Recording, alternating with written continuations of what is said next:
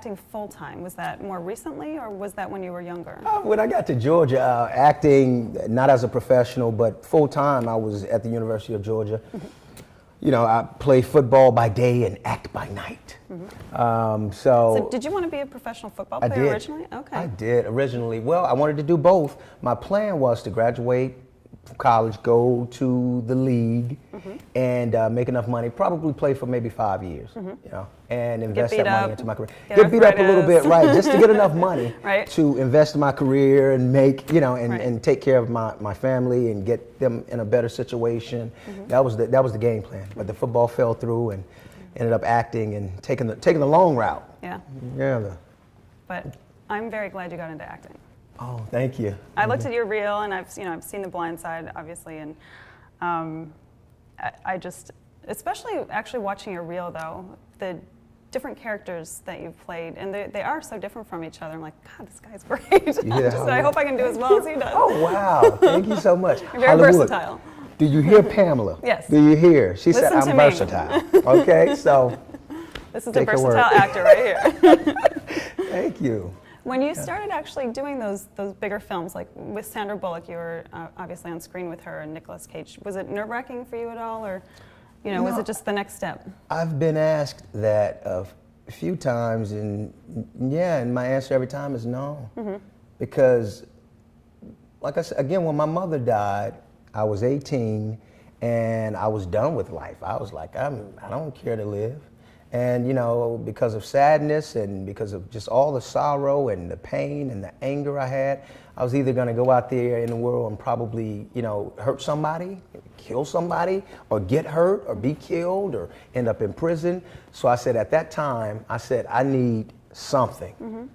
I said, God, just show me the light. I said, because right now, because I don't want to be here. And at that time, a car came around the corner, and its headlights reflected off the wall, off my wall, and it illuminated my entire room. And it was something that you can't experience. You probably can't experience in a lifetime. You know, once in a lifetime. I mean, period, maybe. I don't think I'll ever have that experience again. So when I had that moment, God said that, anything is possible. I hope I'm on the right track still. I'm sorry. No, you're fine. But you're great. So God told me that you're here for a reason, and you have a purpose in this life, and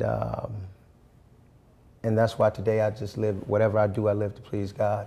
I think I got off track a little bit there. I think no, you're good. You're again.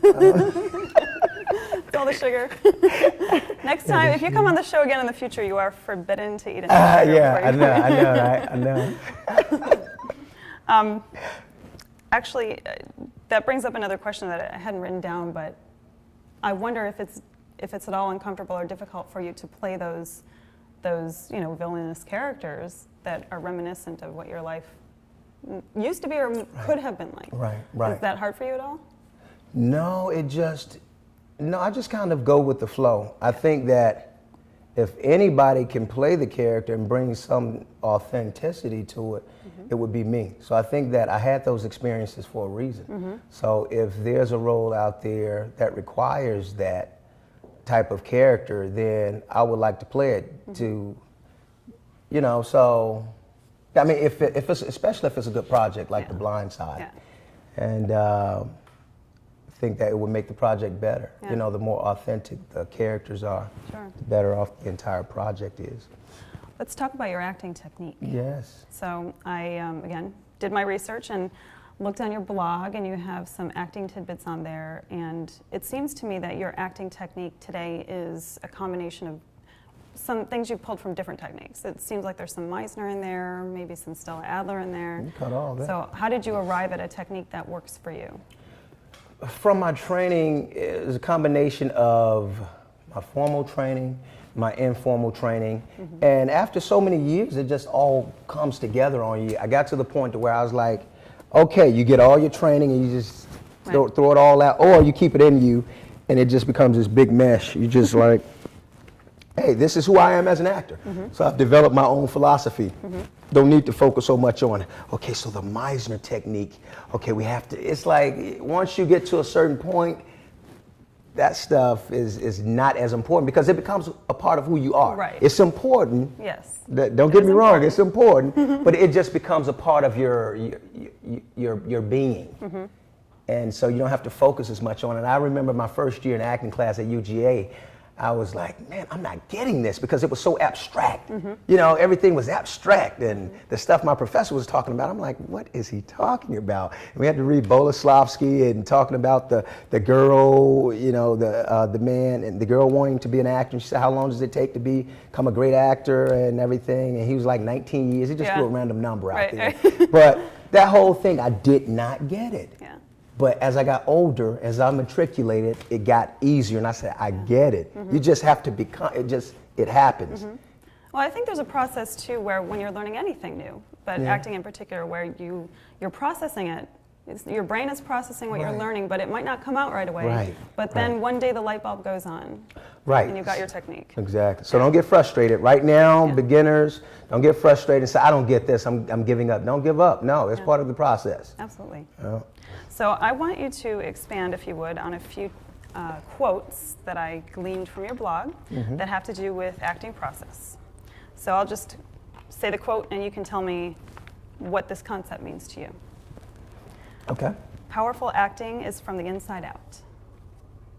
Yeah, you know, and that applies really to film and television most because the camera catches everything, you know. The eyes are the windows to the soul. Right. So you don't have to be big. I mean that if you feel it on the inside, then it'll just happen naturally on the outside. If you don't feel it on the inside, if you're not feeling what you're doing, then the audience is not feeling it. They can't feel it. How can they feel something you're not feeling? Right. They can tell if you're faking it. They can tell if you're faking it because it's all a part of the energy. It's kind of like we're all from the same energy.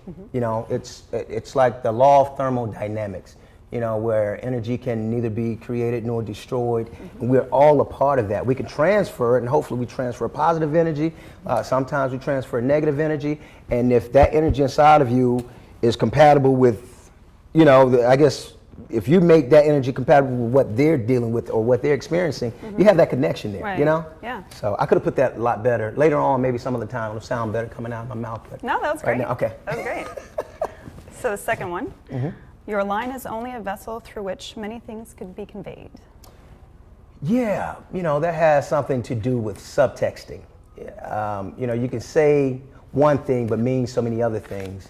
And, you know, I use, as an example, I always say if you're trying to mac on a pretty lady or something like that, if you're trying to, you know, have a conversation with a pretty lady, you're attracted to her, and you can ask her a question about, you know, what time is it? You say what time is it, as opposed to saying, you know, what time do you have? That means you're really interested in the time, perhaps. You say, hey, what time is it? You know, that's subtexting. So you can say so many different things with. So a lot of people at the beginning, they probably don't understand that, okay, if this line, you know, says this, that means that's how I have to deliver it. This is what it means. Not necessarily. Right. Depending on your character and what your objective is, what your arc is, then you have to make it mean whatever you want it to mean. So with directors, I take direction. Whatever the director wants, I can give it to the director. But at the same time, I always have my subtexting. So I said, okay, I'll give that to you, director.